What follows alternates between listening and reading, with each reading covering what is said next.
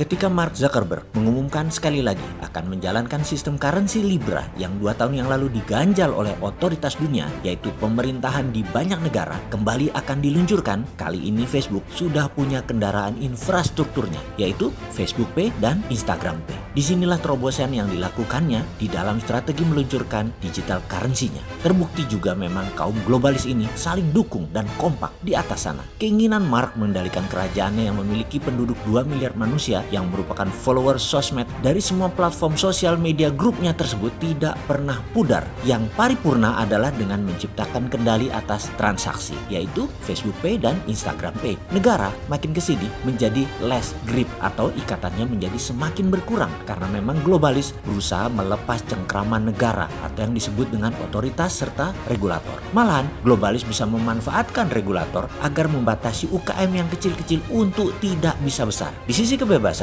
globalis ingin sebebas-bebasnya tanpa aturan sebuah negara. Sebaliknya, globalis yang mengaturnya. Di sisi lain juga, globalis pakai pemerintah sebuah negara untuk mengatur kompetitornya. Semua didesain dengan sempurna. Salahkah globalis demikian? Ya tidak, karena itu sifat dasar manusia yang rakus yang ingin selamanya memperoleh keistimewaan di tampuk pengendalian. Ya begini, kalau bisa last forever, abadi selamanya. Karena itu kita mengatakan old system doesn't work karena dikendalikan globalis. Sistem hanya work untuk globalis yang hanya 0,03% populasi tapi mengendalikan 70% manusia yang mereka itu disebut kelompok controller atau sang pengendali dengan filosofi globalisnya. Dan 3% populasi manusia ternyata memegang kekayaan 90% yang disebut kelompok the have. Sungguh musuh umat manusia itu ada 3. 1 kemiskinan, 2 kebodohan, dan ketiga globalis yang ingin semua orang selalu bodoh dan miskin. Jadi kebodohan itu by system.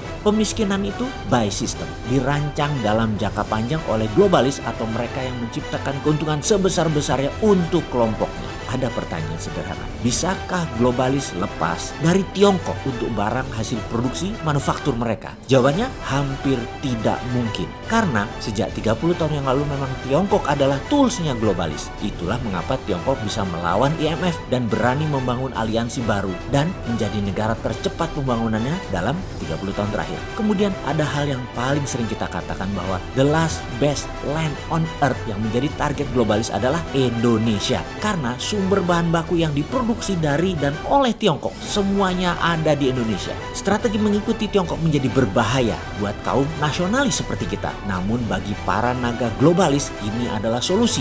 Ini adalah peluang buat mereka. Karena itu yang bengok-bengok adalah nasionalis yang melihat globalis hanya menguntungkan kelompok kecil elitis dan globalis internasional. Sekali lagi, komunis Tiongkok hanya tool bagi globalis. Jangan sampai Indonesia ini jadi toolsnya tools, alatnya alat. Karena Tiongkok pun punya agenda tersembunyi. Dia tunggangi globalis. Globalis tunggangi Tiongkok balik. Ini seni bermain catur yang indah yang harus diingatkan ke setiap pejabat dan para pemangku jabatan strategis di NKRI. Di sini kita harus bermain seperti Tiongkok di awal tahun 80-an. Seperti Dubai di awal tahun 80-an. Strategi nasionalnya harus holistik, harus menyeluruh. Unsur kedaulatan harus dijaga. Unsur humanisme, kemanusiaan harus dijaga. Unsur sumber daya alam harus maksimum untuk keuntungan bangsa Indonesia dan keuntungan geografis semuanya untuk keuntungan bangsa Indonesia. Secara nasional kita harus adakan rembuk nasional membicarakan hal ini. Kemudian kita harus berani melakukan pemikiran out of the box dan tidak follow world regulator tapi follow the game changing plan. Kita harus tahu bagaimana menunggangi globalis di awalnya, tahu kapan menekan Tiongkok, tahu kapan menekan Amerika dan punya strategi untuk membuat globalis takluk. Mulailah mengenal lawan kita, mulailah membaca langkah mereka dan niat mereka. Buatlah rencana besar untuk Indonesia. Lakukan diplomasi mineral seperti Gajah Mada, lakukan dulu. Lakukan diplomasi kebudayaan seperti para wali Songo, lakukan dulu. Bermain cantik lah.